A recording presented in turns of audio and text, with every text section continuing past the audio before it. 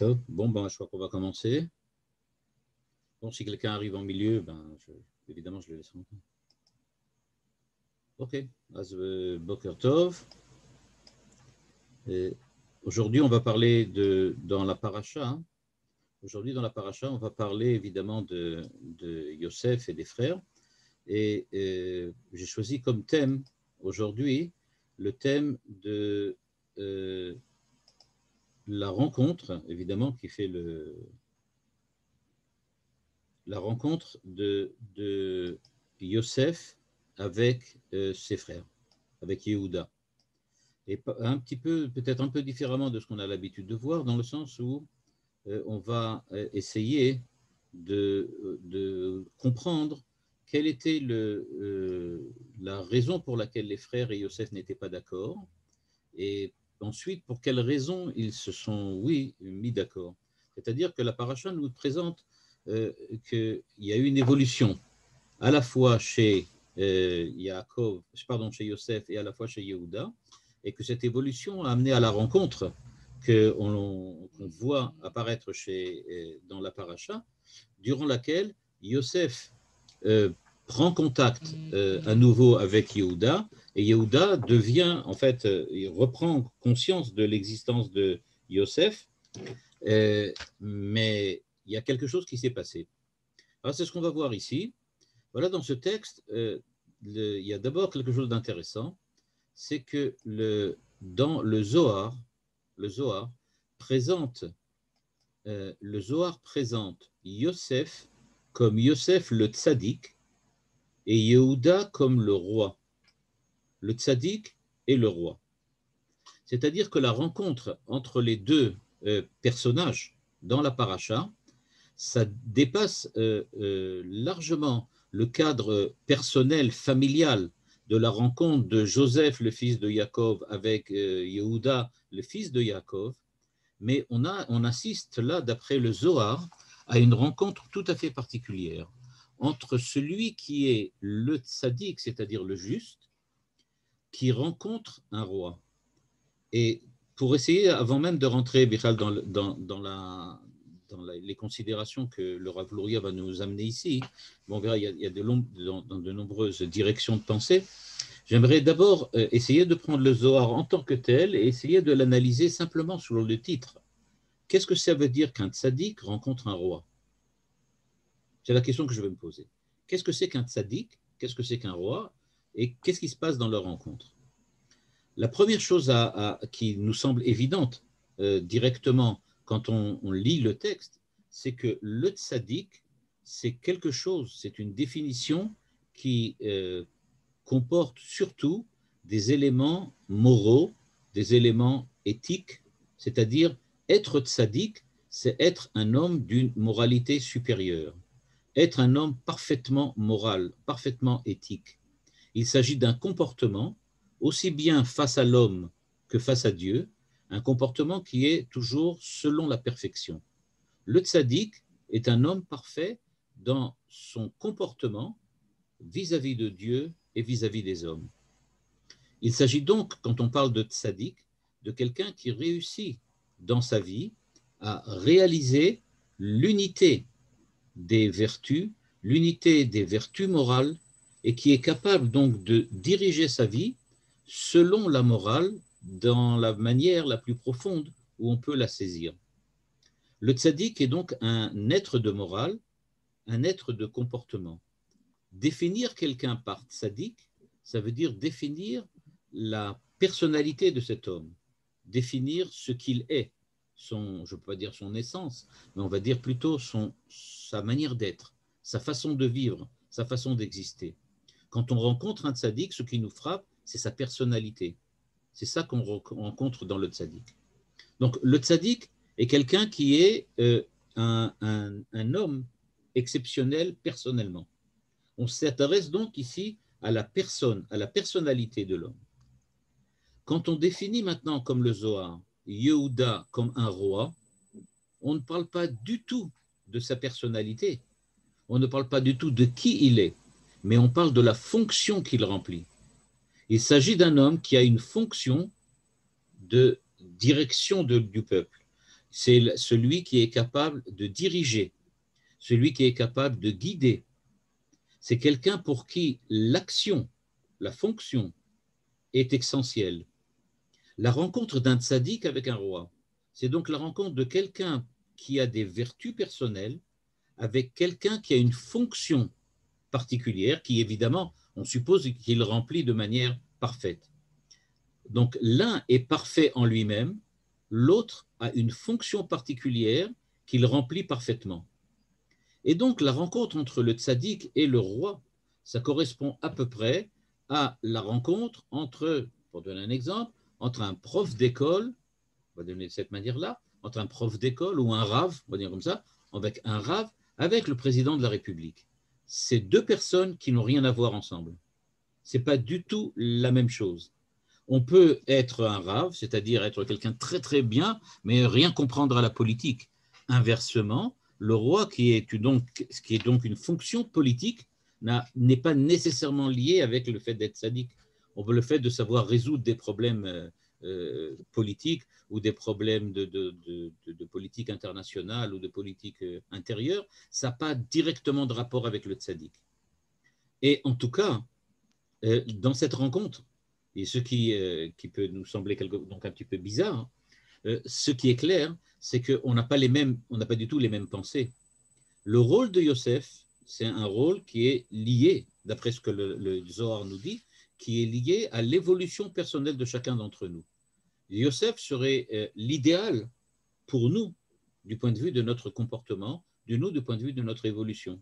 Chaque fois que nous avons à réfléchir comment nous devons vivre, comment nous devons réaliser notre existence, alors on se tourne vers Yosef, pas du tout vers Yehuda. Ce n'est pas du tout mon problème. Yehuda n'est pas mon problème quand je parle de moi-même, quand je parle de l'évolution personnelle ou quand je parle des transformations de ma personnalité. Si je cherche quelqu'un comme coach, alors je m'adresserai à Yosef, sûrement pas à Yehuda. Par contre, quand on regarde Yehuda, c'est quelqu'un avec qui on va s'adresser à chaque fois qu'on aura besoin d'agir sur le monde, pas sur nous-mêmes. Donc, le Meler, le roi, c'est celui qui a ce sens politique, ce sens de la vie, comment on va appeler ça, de la vie publique, de cette façon-là, de la vie publique et de la vie de l'extériorité. Donc, quand le Zohar nous dit que Yosef est un tzaddik et qu'il vient de rencontrer Yehuda, qui est un roi, il y a beaucoup de sens de l'humour. Ce sont deux personnes qui, a priori, n'ont pas vraiment grand-chose à se dire. Mais ce qui a d'autant plus le sens de l'humour, c'est que le Zohar nous dit que Yosef est le tzaddik et Yehuda est le roi. Mais dans l'histoire du Sefer Bereshit, c'est exactement le contraire.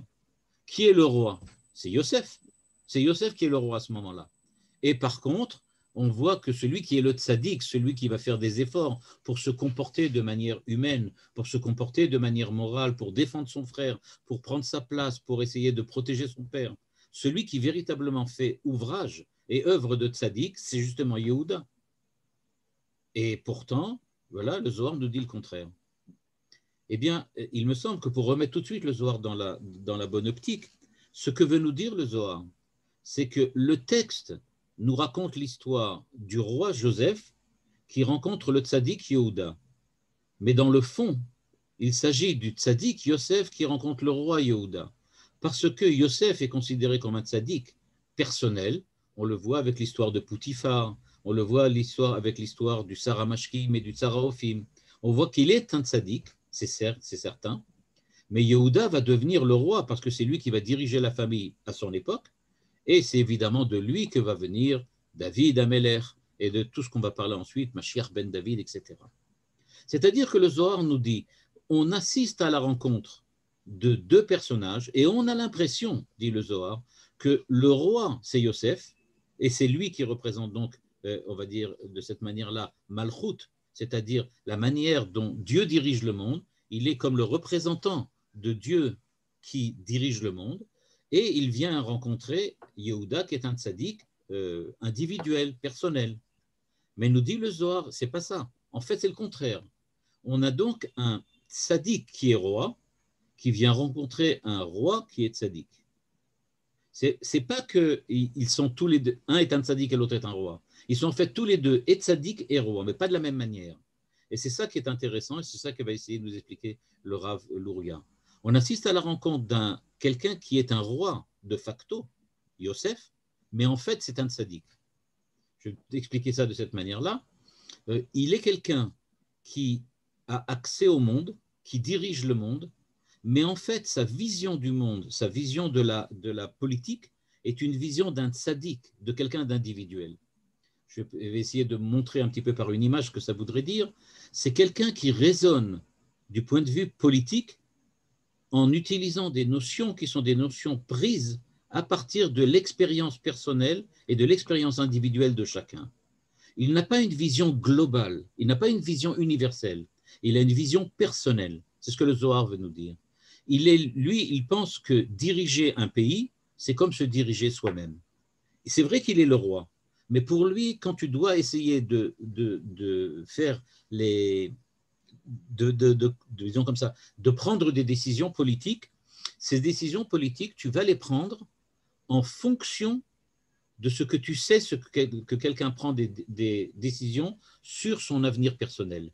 L'avenir du pays, l'avenir de l'État, pour Yosef, ça se dirige de la même manière, ça s'obtient de la même manière que quelqu'un qui essaye d'obtenir ou de diriger sa personnalité vers l'avenir. Donc, la façon dont Yosef regarde la politique, regarde l'histoire, c'est de la manière d'un tzaddik. Il a donc une vision personnelle, de la même manière que quelqu'un veut devenir meilleur, alors il fait des efforts, il travaille, il essaye de s'investir, etc. Toutes ces méthodes, toute cette méthodologie qu'utilise une personne individuelle pour développer la morale et l'éthique de sa personnalité, ce sont ces méthodes-là et cette méthodologie que Yosef met au service de la politique et de l'État. Donc il s'agit de quelqu'un qui prend comme exemple, comme base, les vertus personnelles, individuelles, morales et éthiques de chacun d'entre nous, et il les projette au niveau de la direction du pays, de la direction de l'État. Ça, c'est Yosef. Par contre, Yehuda, c'est le contraire. C'est un roi qui est tzaddik, c'est-à-dire il a une vision globale, universelle des choses. Il a une vision politique de l'État en tant que collectivité. Pour lui, on ne dirige pas quelqu'un de personnel, pardon, on ne dirige pas un État, on ne dirige pas un pays comme on se dirige soi-même. On ne peut pas appliquer directement les lois de la morale et de l'éthique au niveau de l'État et au niveau de la collectivité. Il existe une morale peut-être de ce qu'on appelle quelquefois la raison d'État. C'est-à-dire que quelquefois un État doit se comporter de manière qui n'est pas nécessairement morale, mais qui, même si elle n'est pas nécessairement morale, elle est absolument indispensable à la bonne conduite et à la bonne direction de l'État. Le régime politique n'est parfois pas de la même morale que la morale individuelle de chacun d'entre nous. Une ville ne se dirige pas comme une maison, comme un foyer. Et donc, ce que Yosef propose, c'est de transformer l'État, le pays, en un immense foyer familial, et que la manière dont on se dirige et de la manière dont on gère ce foyer est identique à celle dont on gère l'État. Yehuda présente une version complètement différente de la politique en disant que non, on doit diriger l'État avec des raisons qui sont des raisons d'État, mais il faut garder les principes de la morale personnelle et de la morale individuelle. Il ne s'agit pas de garder on va dire comme ça, les injonctions de la morale, mais les principes de la morale. Par exemple, je vais vous donner un exemple. On doit déclarer la guerre. Si on doit déclarer la guerre pour des raisons, par exemple, économiques, et on va donc déclarer la guerre, eh bien, on va certainement devoir commettre des meurtres. On va certainement tuer des gens qui, a priori, ne sont pas des innocents, mais qui ne sont certainement pas non plus des coupables. C'est-à-dire qu'ils n'ont rien fait. Ils sont simplement des soldats qui luttent contre nous. Du point de vue de la morale personnelle, il n'y a pas lieu de faire une chose pareille. Tu n'as pas le droit, pour des raisons économiques, de rentrer en guerre et de commettre donc des meurtres. Par contre, du point de vue de la raison d'État, s'il faut sauver la collectivité, s'il faut sauver le pays, et on nous a volé notre pétrole ou on nous a volé notre truc, on va rentrer en guerre pour, recouvrer les champs de pétrole qu'on nous a volés. Quand on va accomplir donc une chose comme ça, on va tuer plein d'innocents, des gens qui n'ont rien à voir avec le pétrole. Mais c'est ça la raison d'État. Mais on va quand même essayer on va dire, comme exemple, je donne ça comme exemple, hein, je ne dis pas que la Torah est d'accord, mais je veux dire qu'on va essayer de préserver les accords de Genève. C'est-à-dire, on va dire, il y a des choses qu'on ne fait pas pendant une guerre. C'est ça ce que propose Yehuda. Il y a une raison d'État. L'État ne se dirige pas comme quelqu'un de personnel. Quelqu'un qui, personnellement, veut récupérer sa voiture qu'on lui a volée, il ne va pas assassiner la famille de celui qui a volé la voiture. Il va essayer de récupérer ça par d'autres moyens. Par contre, un État à qui on a volé ses champs de pétrole, il va déclarer la guerre et aller tuer des gens.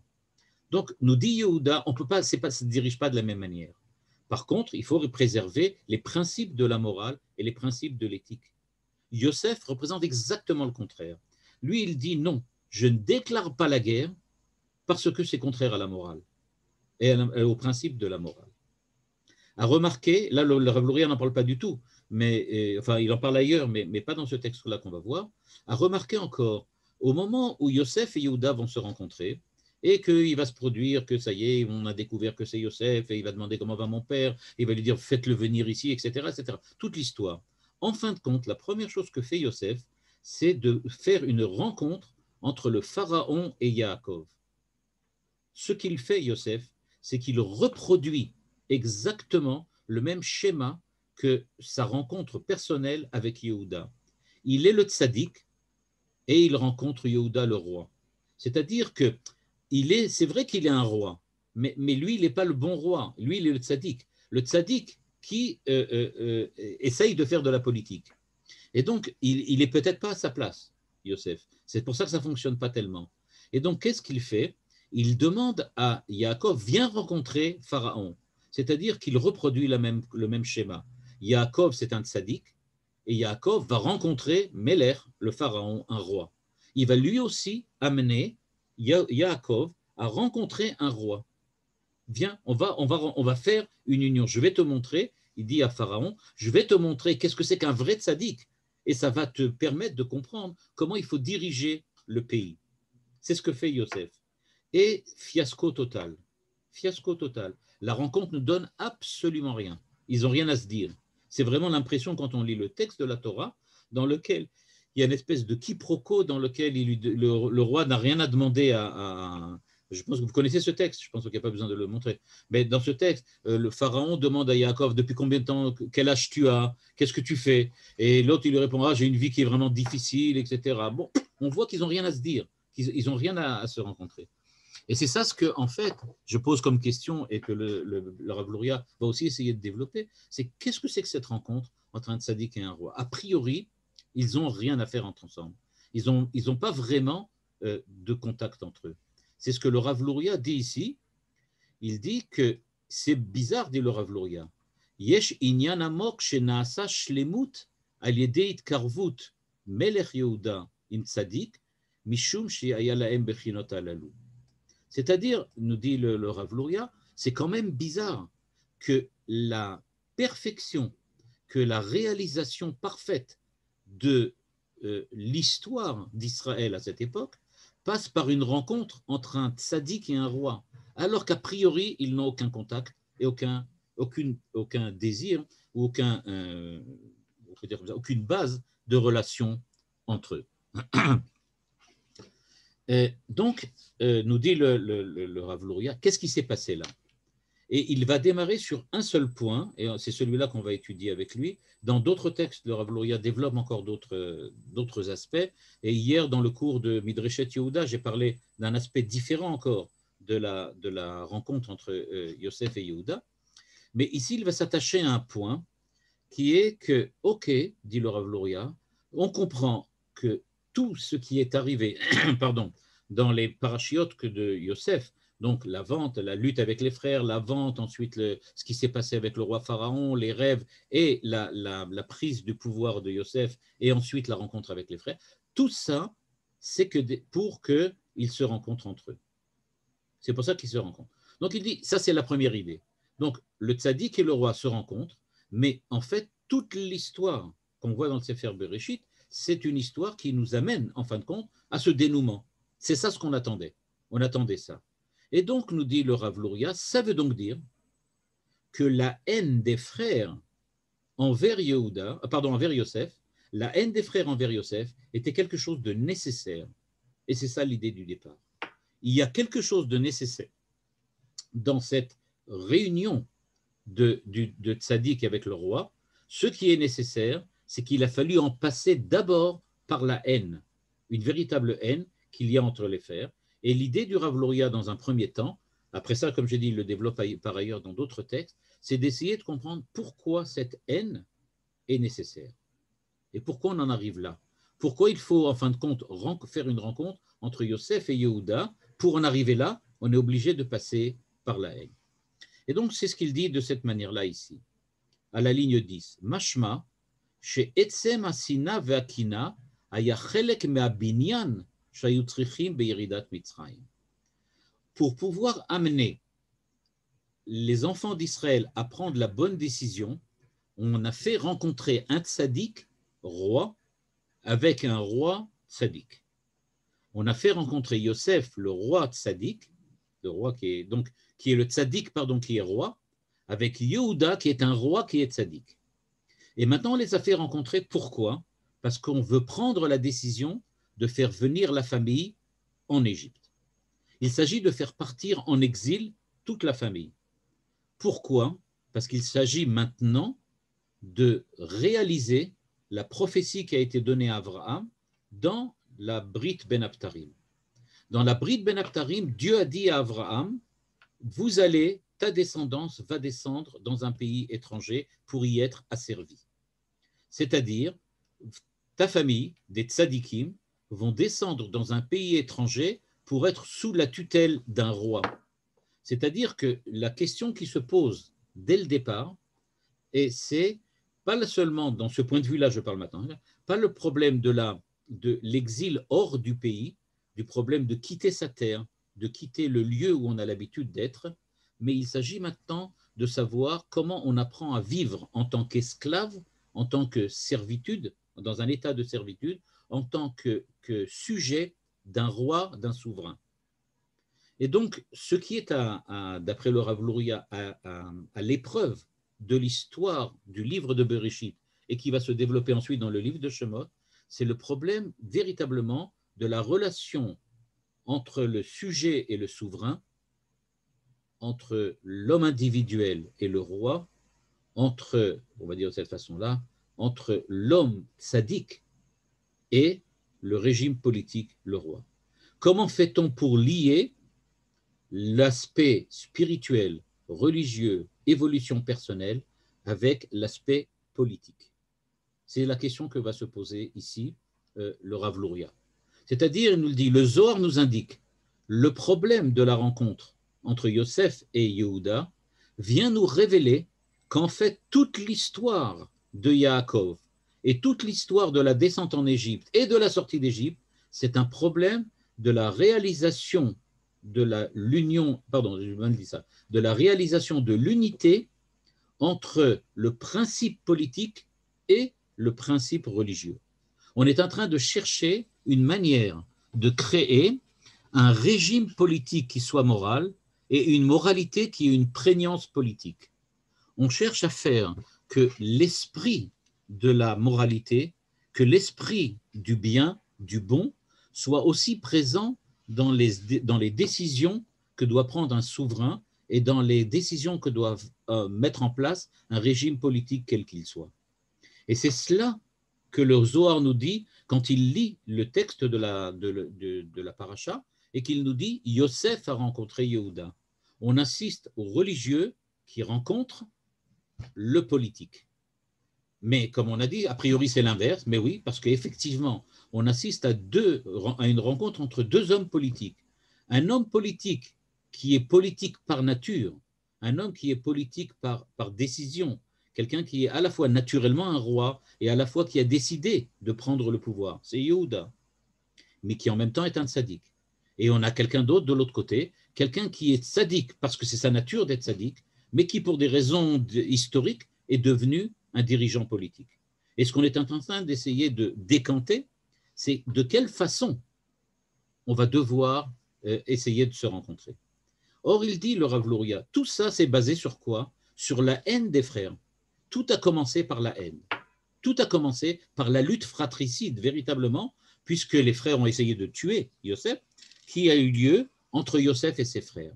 Il dit, c'est ça qu'il faut essayer de comprendre, parce qu'en fait, nous dit le Rav Luria, et on voit bien que c'est ça qui s'est amené à la rencontre en fin de compte. Et il nous dit que Ve'aviv Shamar et Davar, au moment où les frères sont venus se plaindre que Yosef racontait ses rêves et que Yosef racontait les rêves en question, il y avait donc une énorme tension là-bas. Et je dis tout de suite, d'après le Rav Luria et le Zohar, il s'agit d'une tension politique, c'est-à-dire qu'est-ce que c'est, comment dirige-t-on une famille, comment dirige-t-on un pays, comment va-t-on faire pour créer un peuple, pas seulement une famille, mais un peuple qui va devoir lui aussi préserver la morale et l'éthique tout en ayant des contraintes qui sont liées à la raison d'État. Eh bien, nous dit Aviv Shamar Eta Davar. Et regardez l'explication, je ne veux pas dire exceptionnelle, parce qu'elle est hyper exceptionnelle, du Rav Luria. Le Rav Luria nous dit, qu'est-ce que ça veut dire Aviv Shamar Eta Davar? Nous comprenons Aviv Shamar Eta Davar, eh bien, comme nous dit Rashi, son père Yaakov, il a entendu les rêves, il a entendu les plaintes des frères. Qu'est-ce qu'il a dit? Shamar Eta Davar, il a dit, ok, on va bien voir qui a raison. Ou Shamar, il a gardé ça. Il a attendu, c'est ce que dit Rashi. Il a Shamar lirot imid gashmu advarimolo. C'est-à-dire, nous dit Rashi, il attend de voir est-ce que vraiment ça va se réaliser, ce qu'a dit Yosef. Le Rav Luria dit, mais c'est pas ça qui est écrit. Mashma, dit le Rav Luria, regardez un peu cette phrase, c'est exceptionnel. Si ce n'était pas écrit, on ne pourrait pas le faire. Ou Mashma, shelo asa shum peula, lo leachlish sinatam, velo leasbir kinatam. Il n'a rien fait pour empêcher la haine et pour empêcher la jalousie. Et là, c'est énorme ce que dit le Rav Luria. Le Rav Luria nous dit, Yaakov comprend que la haine que les frères ont pour Yosef est absolument nécessaire pour l'évolution historique que la famille va devoir maintenant entamer. Et donc, nous dit le Rav Luria, il laisse les frères haïr Yosef et il laisse Yosef s'embourber dans le problème on va dire comme ça, de lutte fratricide avec les frères, parce que cette lutte est absolument nécessaire. Elle est absolument nécessaire. Et il continue en disant, Ve'ad Rabba. Et au contraire, Ra'a bekolele masheu sheshayach le binyan, ve'lachem ve'shamar ve'kiva lirot ma yetse mise. Et donc, nous dit le Rav Luria, il faut comprendre Rashi comme il est écrit. Rashi dit qu'il attendait de voir ce qui allait se passer. Mais alors, qu'est-ce que ça veut dire qu'il attendait de voir? C'est pas qu'il disait, bon, je sais pas ce que ça veut dire. Ça veut dire au contraire, je sais exactement ce que ça veut dire. Et j'attends de voir comment cette haine entre les frères va se développer et va en fin de compte amener à la réalisation du projet divin. Donc, je ne sais pas si vous voyez, si vous avez si vous voyez plutôt l'idée que le Rav Luria est en train de développer.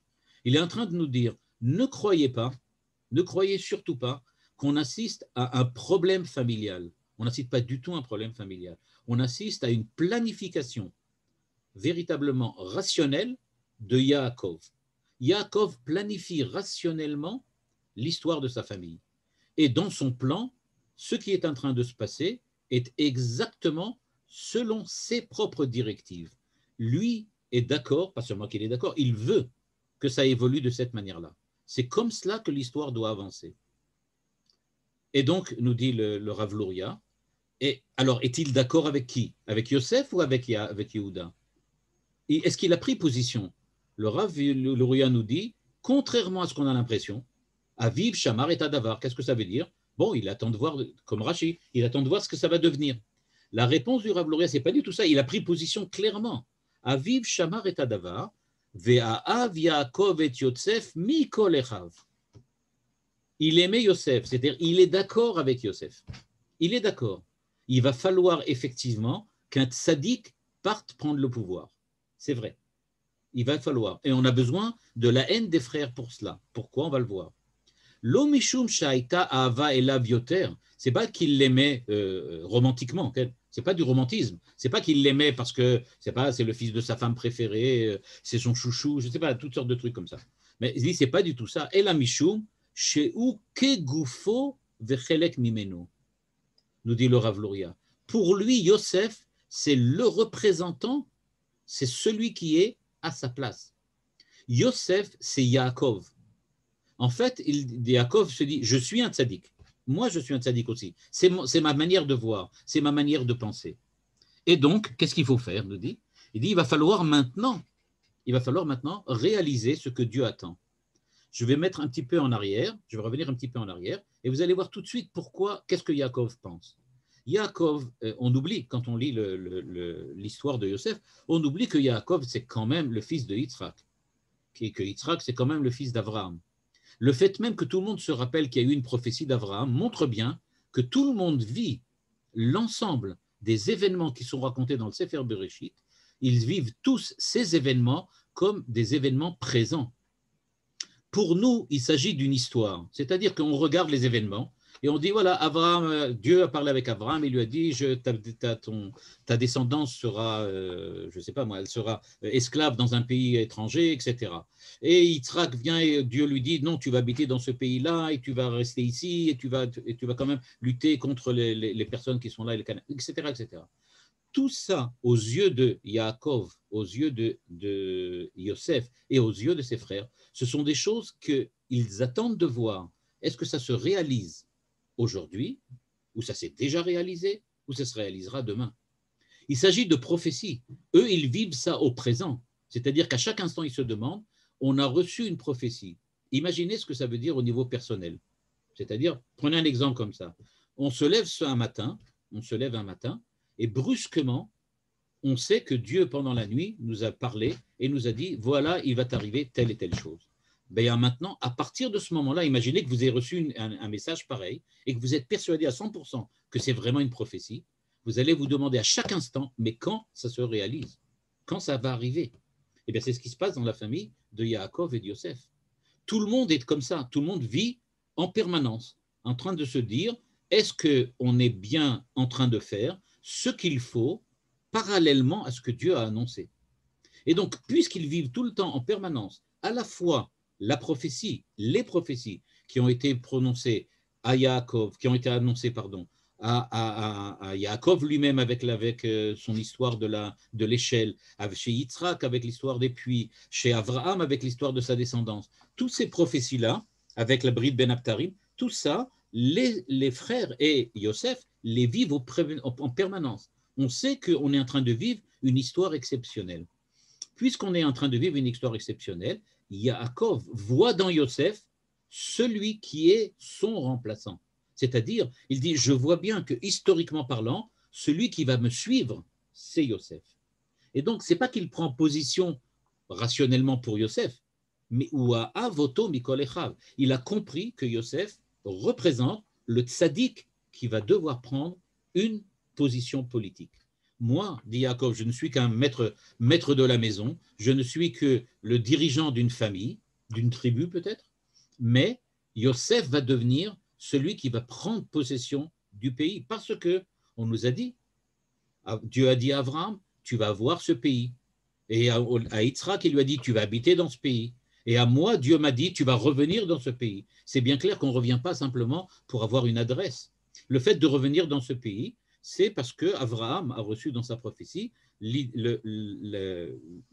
l'injonction d'habiter, de venir en Canaan, parce que ça va être le pays que Dieu va lui donner. Donc, on va être les dirigeants de ce pays. Ve'imken, ligne 16 maintenant, deuxième chidouche du Rav Luria maintenant, ici. Mouchar sheyeh geder shel Elem ve'Ester be'avat Yosef ve'echad, וקולות שאין ביניהם קנאה ושנאה, והם דבוקים יחד באהבה, הרי מלכות כנסת ישראל אינה בחינה בפני עצמה, ורק זה שנעשה פירוד הוא מציאות שנבנית המלכות כנסת ישראל בפני עצמה. Et maintenant nous dit le Rav Luria, puisqu'il s'agit d'un problème politique, comment mettons en place un régime politique? Comment mettons en place un pays qui est dirigé par un souverain? Comment crée-t-on de la souveraineté? Eh bien, c'est précisément, nous dit le Rav Luria, quand on accepte de briser, c'est de cette manière-là qu'on va le dire, de briser l'amour familial. Ce qui se passe jusqu'à présent, c'est que les frères, là je vais dire quelque chose qui est un peu bizarre, mais c'est ce que dit le Rav Luria. Il dit, jusqu'à présent, les frères et Yosef s'aiment. Ben évidemment, ils sont de la même famille. Les problèmes qu'on découvre dans le livre de Bereshit, de la lutte fratricide, elle n'est pas au niveau familial, elle est au niveau politique. C'est-à-dire que chacun pense qu'il faut diriger la famille d'une autre manière si on veut être compatible à ce que les prophéties que nous avons reçues au temps d'Abraham, d'Yitzhak et de Yaakov puissent se réaliser. Il ne s'agit pas du tout maintenant de problèmes personnels. Ce n'est pas que Yosef n'aime pas Yehuda et que Yehuda n'aime pas Reuven. On n'en est pas du tout là. Mais c'est vraiment, ils ont tous le souci que la famille soit dirigée comme il faut. Or, nous dit le Rav Luria, il est absolument impossible de créer Malchut Knesset Israël si on reste simplement dans le cadre de l'amour familial. Il faut que la raison d'État, c'est-à-dire les problèmes de la mise en place d'un régime politique, de la mise en place d'un idéal de souveraineté, que tous ces problèmes et toutes ces problématiques qui sont liées à la mise en place d'un véritable, on va dire comme ça, État, mais pas dans le sens où on le connaît, mais dans un véritable régime politique, je ne connais pas d'autres mots qui puissent mieux définir ça, tout cela prenne le dessus. Et c'est pour ça qu'il y a la haine entre les frères. La haine entre les frères, nous dit le Rav Luria, c'est la seule façon d'obtenir un véritable débat, on va dire de cette manière-là, un véritable débat sur ce que doivent être les principes de la réalisation de la création de Knesset Israël. On veut créer Knesset Israël. On veut créer maintenant un peuple qui soit selon la volonté divine, un peuple avec ses institutions, un peuple avec son armée, un peuple avec son économie. Et donc, il faut véritablement un peuple. Comment crée-t-on un peuple qui soit digne d'être le représentant de Dieu sur terre? Comment fait-on cela? C'est là qu'intervient la haine entre les frères. Leur problème, nous explique le Rav Luria, ce n'était pas un problème de personnalité, ce n'est pas qu'un aimait l'autre ou un n'aimait pas l'autre. De la même manière que l'amour de Yaakov pour Yosef n'était pas un amour qui était un amour romantique, mais c'était un amour, c'est-à-dire une affinité personnelle que Yaakov avait avec Yosef.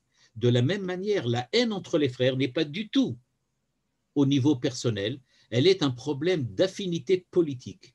Qu'est-ce que je veux faire?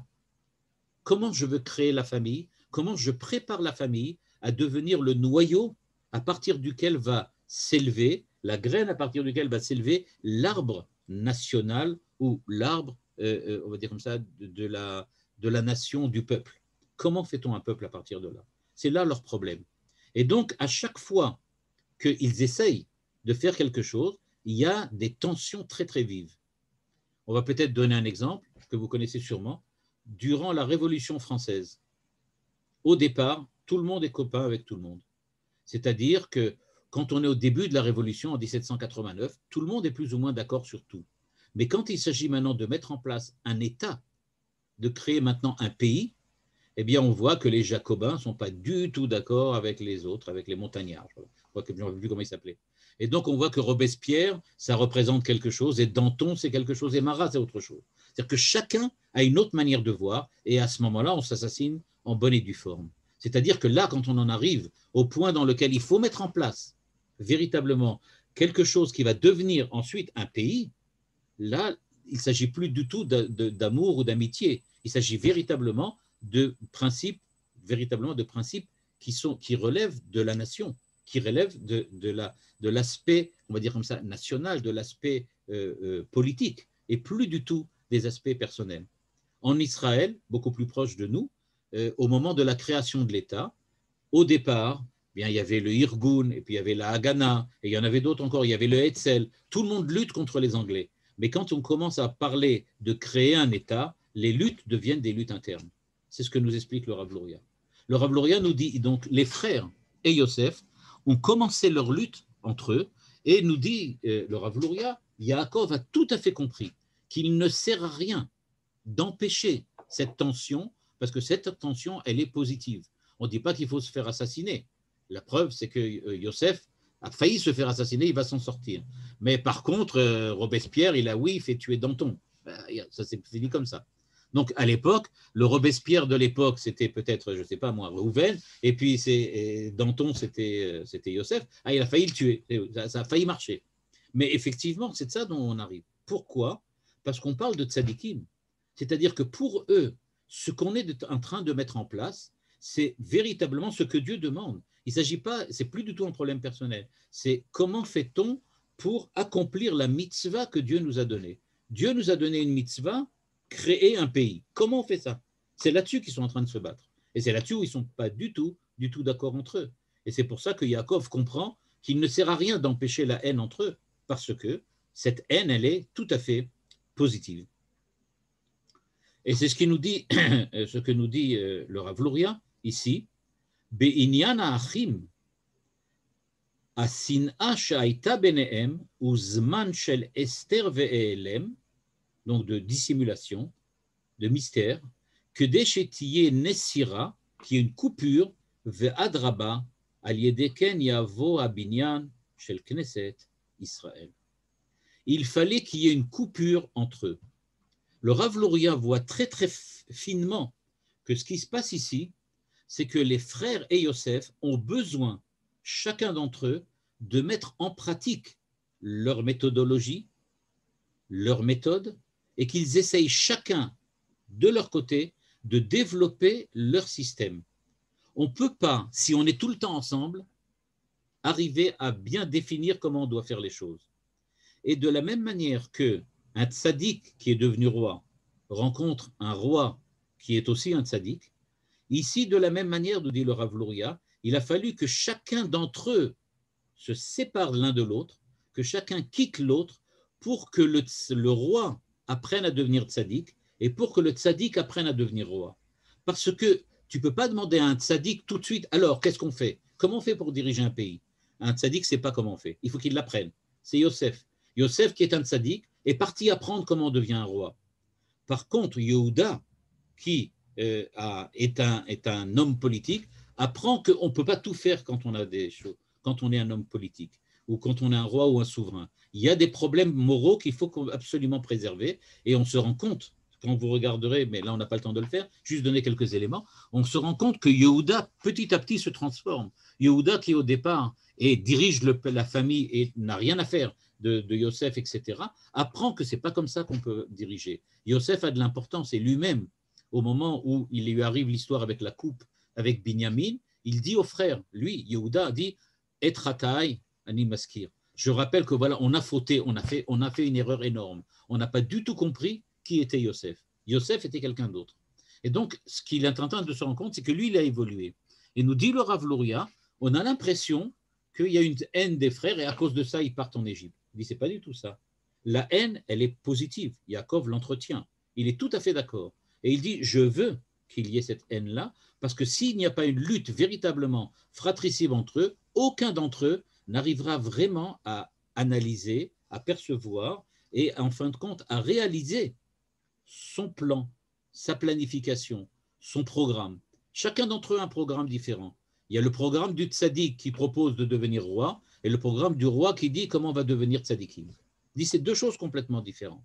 Et puisque c'est deux choses complètement différentes, il va falloir apprendre à les créer, à les mettre en place et ensuite à essayer, évidemment, de les réaliser. Et ce qu'il nous dit dans cette phrase-là, il a compris que c'est comme ça qu'on arrive au binyan de Knesset Israël. Si on n'a pas vraiment essayé de le faire, alors il y a peu de chances qu'ensuite on le réalise. Ce que nous dit le Rav Luria, c'est qu'au moment où ils se sont rencontrés, les frères ont eu honte. C'est-à-dire, qu'est-ce que c'est que cette honte, dit le Rav Luria. Hier, dans le cours de Midreshet Yehuda, j'ai présenté ça un petit peu différemment. J'ai amené un autre texte du Rav Luria qui a présenté ça de manière, d'une façon différente. Pas du tout du côté de l'aspect, pas du tout selon l'aspect politique, mais plutôt sur un côté métaphysique, dans le rapport avec Dieu. Dans ce texte-là, il parle plutôt de l'aspect politique, comme on l'a déjà vu. Et il nous dit la chose suivante. Kol ze aya beprinat stira shel binyan, nesira shel ifnei abinyan. Comme on a dit. Il s'agit donc de se séparer avant la construction. Ve'al ze ye'achzu busha. Et c'est pour ça que maintenant ils ont honte. Pourquoi? She'evin anagat kadosh baruch hu im Israël, ve'ech enav berosho aya mevin שאין הקדוש ברוך הוא מעלים עיני מכל אחד מישראל בכל מצב, ואהבתו אינה שרה מהם לעולמים, ומה שיש באליהם הוא משום בניין וסתירה שצריכים לפניו. La honte des frères, c'est de se rendre compte au moment où ils découvrent que Yosef est devenu roi, qu'il a devant eux prouvé qu'il a mis en place le programme dont il avait déjà fait mention quand il était dans la famille. Il leur a dit, moi, tzaddik, je dois devenir celui qui dirige la famille. Je suis la gerbe qui est au milieu et vous devez vous prosterner devant moi, y compris mon père. Et il leur a dit ensuite, c'est pas seulement avec les gerbes, c'est aussi la lune, les étoiles, etc., qui se prosternent devant moi. Sous-entendu, moi, je suis capable, parce que je suis le tzaddik, de mettre en place une direction, une manière, un régime politique qui soit suffisant et qui soit nécessaire à la création de Knesset Israël. Et au moment où les frères se le rencontrent, nous dit le Rav Luria, ils viennent brusquement de prendre conscience qu'il a réussi. Il est un tzaddik qui est devenu roi. Et donc, eux qui étaient persuadés qu'il devait être le Danton de Robespierre, qu'on devait l'assassiner et l'envoyer en dehors parce qu'il ne comprend pas du tout, et qu'il met en danger le véritable programme, qui est le programme de Yehuda, brusquement Yehuda se rend compte qu'il a devant lui la réalisation positive de ce que Yosef avait préconisé. Lui, Yehuda pensait, Yosef est dangereux, c'est quelqu'un qui remet en cause, qui remet en question tout ce qu'on a essayé de faire jusqu'à maintenant. Il est donc extrêmement dangereux, il faut l'éliminer. Robespierre disait la même chose de Danton, en disant Danton ne comprend pas, s'il continue dans son chemin, on va perdre tous les avantages de la Révolution. Il faut absolument, pour l'avancée, pour la perduration, on va dire ça comme ça, de la Révolution, il faut absolument éliminer Danton. Il devient un danger. Jusqu'à présent, il nous a aidés, maintenant il est un danger. La même chose, il pensait de Yosef. Et c'est pour ça qu'au moment où il découvre que Yosef est le souverain de l'Égypte, il se rend compte que non seulement il dirige la famille, mais il ne dirige pas seulement la famille, il dirige l'Égypte tout entière, et l'Égypte, évidemment, c'est le suzerain de Canaan de l'époque. C'est-à-dire qu'eux, ils sont les sujets de Yosef.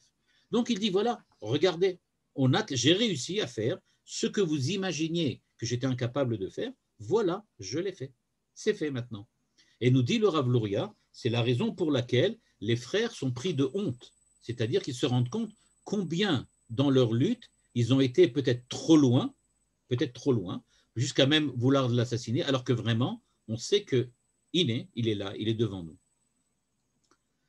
Et le Rav Luria donc termine, ici dans ce texte-là, en tout cas dans cette partie du texte, il termine ici en nous disant la chose suivante. Omnam, kol ze nichnas bechelek abinyan. Et il va maintenant nous faire le rapprochement et nous remettre l'épisode de la rencontre entre Yosef et Yehuda depuis Abraham. Comment ça s'est fait en fin de compte? Qu'est-ce qui s'est passé? Eh bien, il nous dit Avraham Avinu, Sha'al Bame Eda Ki Irachena, a demandé à Dieu comment je vais, moi, hériter de cette terre. Essayez de relire ça maintenant dans le cadre de ce qu'on vient de comprendre maintenant. Quand Abraham demande Bame Eda Ki Irachena, il demande en fait comment fait-on pour passer de l'état d'un homme seul, moi, Abraham, tzaddik, à un état dans lequel je suis souverain d'une nation, qui va être ensuite la nation phare pour toutes les autres nations de la terre. Comment fait-on pour arriver à une chose pareille? Comment je peux être sûr que je vais avoir Eretz Israël? Comment je peux être sûr que je vais mettre en place un régime politique en terre d'Israël et de Canaan? Comment je peux être sûr? Comment on peut être absolument sûr de ça? Est-ce qu'il existe une clé pour tout ça? אחר שהקדוש ברוך הוא הבטיח לו ארץ ישראל, אבל לא היה די עבורו ורצה שיהיה בחינת דעת הניתנה הישיבה שם, בבחינת פנים ופנים וייחוד קודשא בריך הוא וכנסת ישראל, ועל זה שאל במעדה, איך יהיה עניין זה?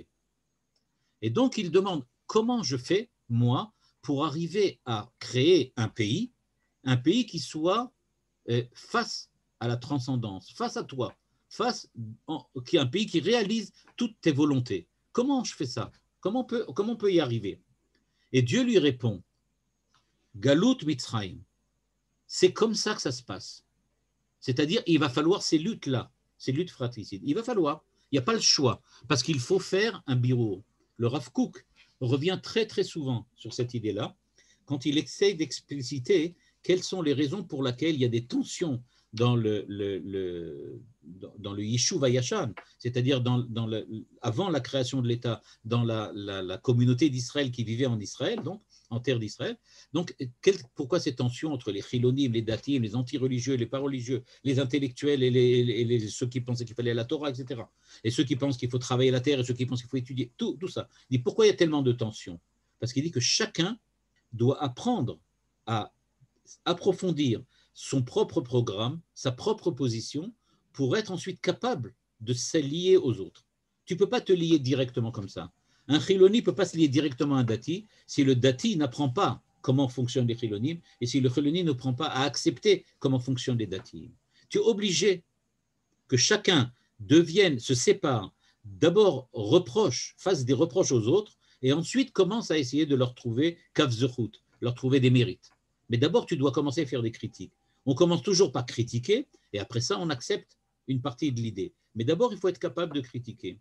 Il y avait une fois quelqu'un qui avait demandé au Rav Tzvi Yehuda, est-ce que le Rambam, Maïmonide, n'est-il pas d'accord sur le fond avec Rabbi Yehuda Halevi, l'auteur du Kuzari? L'un préconisant la philosophie, l'autre préconisant le refus de la philosophie. Et donc il disait, a priori, l'unité d'Israël veut que la philosophie ou le refus de la philosophie, ça soit uni entre eux. Et le Rav Tzvi Yehuda lui a répondu, il faut d'abord que tu comprennes en quoi la philosophie ne supporte pas le refus de philosophie de Rabbi Yehuda Halevi et en quoi la position de Rabbi Yehuda Halevi ne peut accepter ce que préconise la philosophie pour que tu comprennes comment ils s'unissent ensuite. Il faut savoir exactement quelles sont les différences avant de commencer à faire l'union. L'union ne se fait que quand, au départ, on a déjà pris conscience des différences et on peut dire comme ça, et des manières, on va dire comme ça, et des manières complètement différentes d'opérer les choses.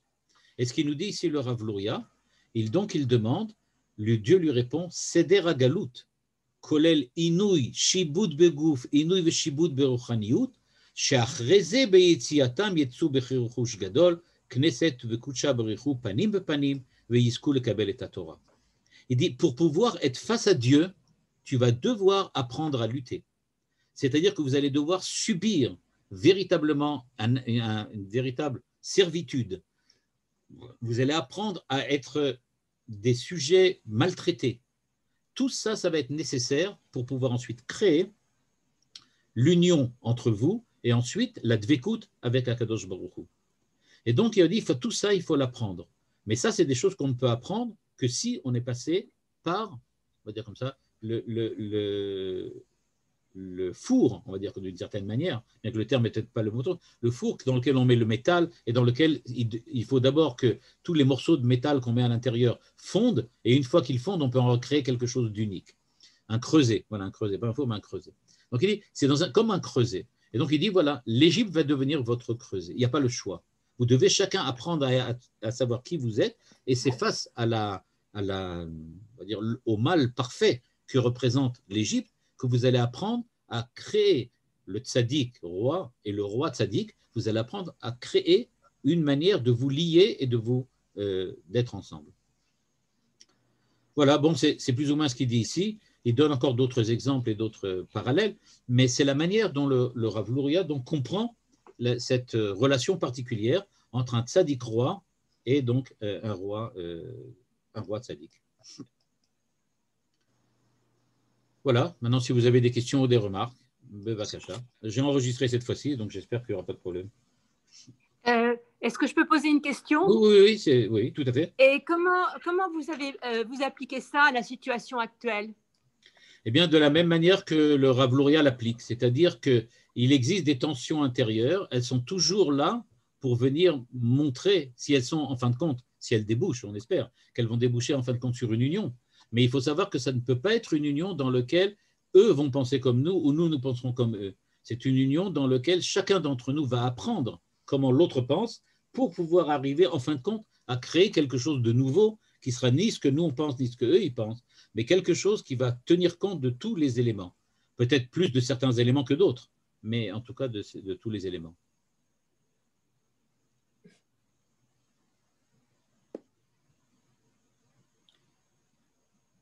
Voilà. Si vous avez d'autres questions. OK. Bon, et bien alors, Shabbat Shalom à tous. À toutes, pardon. Shabbat Shalom. Shabbat Shalom. תודה רבה. Kol Tov.